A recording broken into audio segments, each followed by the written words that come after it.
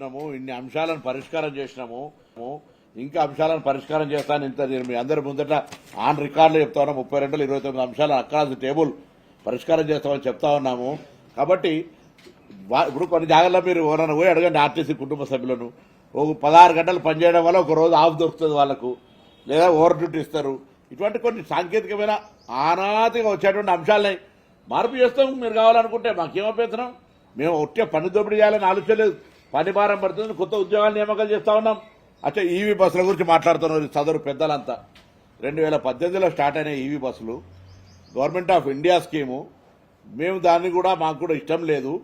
కానీ కేంద్ర ప్రభుత్వానికి ముఖ్యమంత్రి గారు కూడా లేఖ రాసి ఆ ఈవీ బస్సులు మేము మా సంస్థ నుంచే కొనుక్కుంటాం, ఆ ఇచ్చే బెనిఫిట్స్ ఏదో మాకే ఆర్టీసీకే ఇవ్వండి అంటే కూడా గవర్నమెంట్ ఆఫ్ ఇండియా మొత్తం దేశం మొత్తం 14,000 బస్సులు ఇస్తూ ఉంది అనేక రాష్ట్రాలకు. అందులో 2,000 బస్సులు మనకు వస్తున్నాయి. దానికి మేము తీసుకున్న పొరపాటు ఏంది? మేము తీసుకున్నటువంటి యొక్క తప్పు నిర్ణయం ఏమున్నది? ఆ బస్సులు ఈవీ ఛార్జెస్ స్టేషన్ పెట్టాలి, ఛార్జింగ్ ఇన్ఫ్రాస్ట్రక్చర్ అంతా వాళ్ళే చేస్తారు, కానీ లైన్ నేను తీసుకొచ్చి ఇవ్వాలడ. దానికి సంబంధించి కూడా మేము ఏదో మొత్తం నేను మళ్ళీ చెప్తా ఉన్నా, ఈవీ బస్సుల కారణంగా ఒక్క ఆర్టీసీ ఉద్యోగిని తొలగించము, ఒక్క ఆర్టీసీ ఉద్యోగిని తొలగించామని నిర్ణయం చెప్పినాం గవర్నమెంట్ తరఫున. ఇంటర్నల్ ఒక ట్రాన్స్ఫార్మింగ్ అయినప్పుడు కొంత అడ్జస్ట్మెంట్ జరుగుతాయి కావచ్చు, అంతే తప్ప మేము ఈవీ బస్సులు కొంటున్నాయని మేమేం ఈవీ బస్సులకు సంబంధించినటువంటి కొత్తగా మీ మీద పాలసీ తీసుకొచ్చినట్టు మాట్లాడుతున్నారు. సదరు ఆనాటి పార్టీకి సంబంధించినటువంటి అనుబంధం ఉన్న నాయకులే మాట్లాడాలి. అంగీలిడిసి ఎట్లయితే సాధ్యమవుతుంది? ఇది ఇలా కొత్త ఈవీ బస్సులు ఎప్పటి నుంచి నడుస్తున్నాయి? 2018 నుంచి నడుస్తూ ఉన్నాయి. ఇప్పుడు మేము హైదరాబాద్ను కాపాడడానికి, అది కూడా హైదరాబాద్ సంబంధించి కొత్త ఇంటర్ డిస్ట్రిక్ట్స్ ఉన్నాయి, కరీంనగర్, నిజామాబాద్, వరంగల్, సూర్యాపేట, నల్గొండ, ఇటువంటి దగ్గర నుంచి ఈవీ బస్సులు ఇంటర్ డిస్ట్రిక్ట్ అక్కడ ఎక్కినట్టు ఇక్కడ దిగుతాయి, ఇక్కడ ఎక్కినట్టు అక్కడ దిగుతాయి. అటువంటి ఇష్యూస్ ఇప్పుడు కొత్త ఈవీ బస్సు, ఇది EV bus. Hyderabad pollution control చేయాలి, రేపు ఢిల్లీలోకే జరగద్దని గవర్నమెంట్ ఆఫ్ ఇండియా స్కీమ్. అది మేము కొత్తగా కూడా క్రియేట్ చేసింది కాదు. అది రేపు ఒక్కటేసారి 2026 డిసెంబర్ వరకు కూడా వచ్చేది కాదు. 2027 వరకు ఫేజ్డ్ మేనర్లు వస్తాయి. దాని మీద మనం మొత్తంగా కంప్లీట్గా మేము దాన్ని అదే డిపెండ్ అవుతున్నాం అనేటువంటి మాట మాట్లాడేటువంటి ఆలోచన కూడా దురదృష్టకరం, తప్పుదారి పట్టిస్తారు. అరే ప్రైవేట్ పరం ఎందుకు అవుతుంది అంటే వాళ్ళు ఆలోచిస్తున్నారు ప్రైవేట్ పరం చేయమని. ఎగ్జిక్యూటివ్ డైరెక్టర్ పెట్టారు ఎండీగా, రిటైర్డ్ ఈడీని. 10 ఏళ్లలో ఒక బస్సు కొనలే, యూనియన్లను రద్దు చేసారు, 30-40 మంది చచ్చిపోతే పట్టించుకోలేదు, సమ్మె చేస్తే. వాళ్ళ గురించి మాట్లాడకుండా ఇన్ని సంక్షేమ నిర్ణయాలు తీసుకున్నటువంటి ఈ ప్రభుత్వం ఇంకా సంక్షేమ నిర్ణయాలు తీసుకోవడానికి సానుకూలమైన మంత్రి మా డోర్లు తెరిచి ఉంటాయి. నేను మా government positive government, democratic government అంటే దాన్ని కూడా వక్రంగా మాట్లాడేటువంటి నాయకత్వం నేనేం చేయాలి? We are very much positive. ఈ గవర్నమెంట్ సానుకూలంగా ఉంది, ప్రతి అంశాన్ని చర్చల ద్వారా పరిష్కారం చేసుకోవడానికి సిద్ధంగా ఉంది. మొండి వైఖరి ఎందుకు? ప్రభుత్వం లేని మొండి మీకెందుకు? నిజంగా కార్మికుల పక్షపాతం అయితే, కార్మికుల సంక్షేమం అయితే బేషరతుగా సమ్మె విరామం చేసి, నేను మళ్ళీ చెప్తాను, 32 అంశాలు 29 అంశాలను అక్రాస్ టేబుల్ నిర్ణయం ప్రకటించడానికి మేము సిద్ధంగా ఉన్నాం యాజమాన్యము.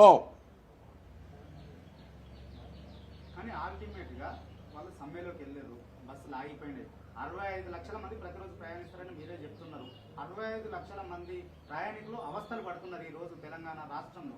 మరి దానికి ప్రత్యామ్నాయంగా ఎప్పుడు చర్యలు తీసుకోబోతా ఉన్నారు? ఈ ప్రజల కష్టాలను ఎప్పుడు తీర్చబోతా ఉన్నారు? ఆ తీర్చడం కోసం మీ వంతుగా ప్రయత్నాలు ఏం చేస్తా ఉన్నారు? యాజమాన్యం దానికి సంబంధించినటువంటి కార్యాచరణ తీసుకుంటుంది. ముందుగా మనం ఏ వ్యవస్థ తీసుకున్నా సామధాన భేద దండ. నేను 65 లక్షల మంది ప్యాసింజర్ల కష్టాలను చూస్తూ మౌనంగా ఉంటే నేను ప్రభుత్వం కాదు. నేను అందుకే వారికి విజ్ఞప్తి చేస్తా ఉన్నా, మీ ద్వారా కూడా కోరుతా ఉన్నా. సమ్మె పరిష్కార మార్గం కాదు, ప్రయాణికులకు అసౌకర్యం కలిగజేస్తూ ఉంది. అందులో వైద్యం పోయేటోళ్ళు ఉన్నారు, విద్యాపరంగా పోయేటోళ్ళు ఉన్నారు, ఉపాధి కోసం పోయేటోళ్ళు ఉన్నారు. ఎండాకాలం రకరకాల అంశాలు, సెలవులు, పిల్లలు, బంధువులు, రకరకాల అంశాల మీద తిరిగే వ్యవస్థ ఉంది. ఈ సందర్భంలో అది కూడా ఆర్టీసీ యాజమాన్యం సానుకూలంగా స్పందించేటువంటి సందర్భంలో మొట్టమొదటి వేసిన కమిటీ 4 గంటలు మీ వివరాలన్నీ విన్న తర్వాత మీరు సమ్మెకి పోవడం అంటే మీరు ప్రీఫిక్స్ మైండ్ తోటి ఉన్నారు అని కార్మిక ప్రతినిధులు అంటే ఉద్యోగస్తులు గమనించాలని కోరుతా ఉన్నాం. రైట్.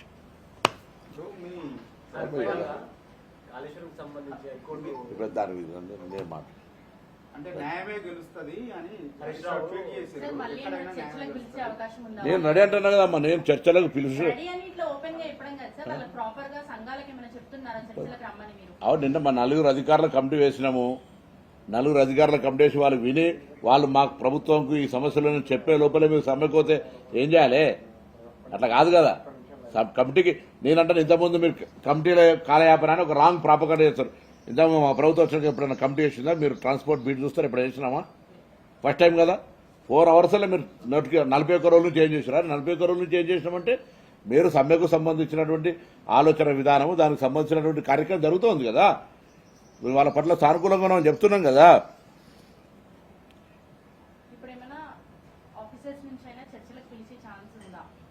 ఎందుకంటే మళ్ళీ నెక్స్ట్ డే సమ్మెకి వెళ్ళిండ్రు అంటే చాలా ఇబ్బందులు అవుతాయి కదా. ఇప్పటికే ఆటో క్యాబ్స్ అంతా దోపిడీ స్టార్ట్ చేసినాయి. అమ్మా, ఇప్పుడు వాళ్ళు కావాల్సింది అదే.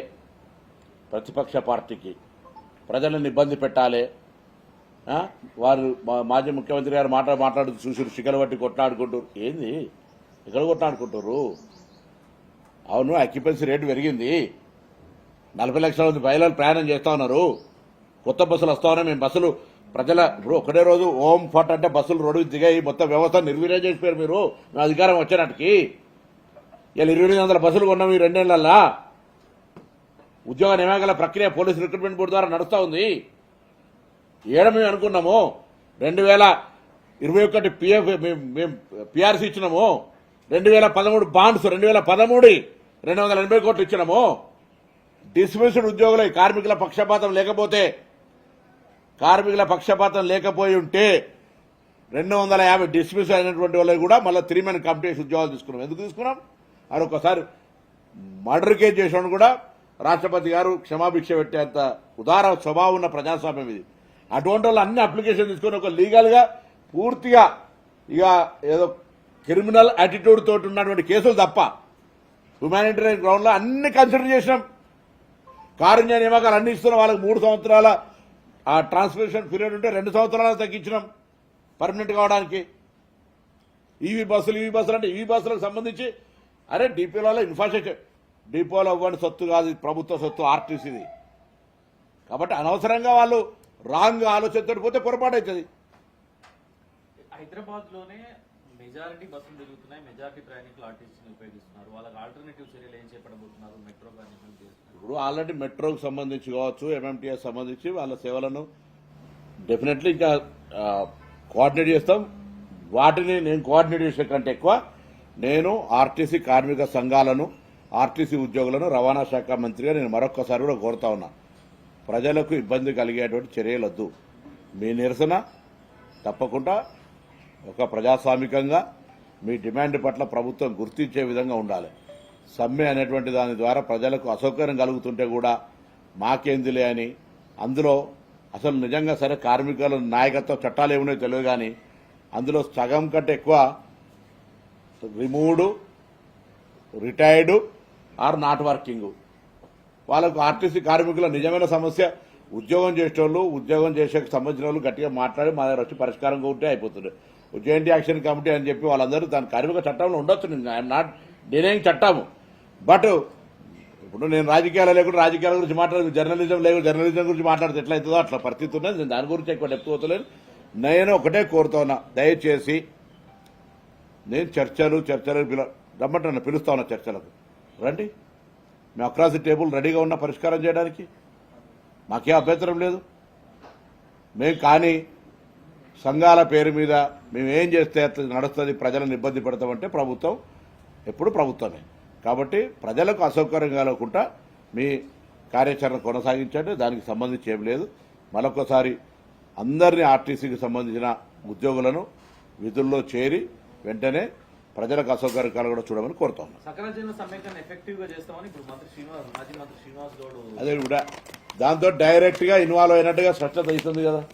సమ్మె ఇప్పుడు శ్రీనివాస్ గౌడ్ గారు కావచ్చు, హరీష్ రావు గారు కావచ్చు, వాళ్ళకు నేను కోరుతా ఉన్నా, రాక్షస